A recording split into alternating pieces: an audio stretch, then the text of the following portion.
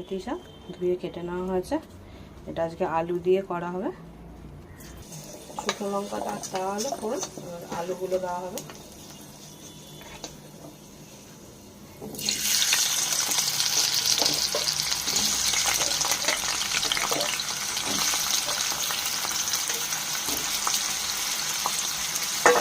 আলুগুলো দিয়ে দেওয়া হলো, ভাজা ভাজা করা হচ্ছে, হয়ে আসছে।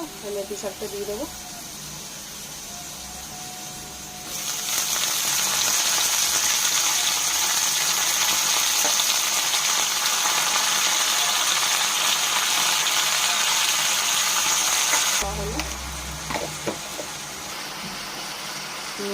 দেওয়া হয়ে গেছে, এবার হলুদ দেওয়া হলো।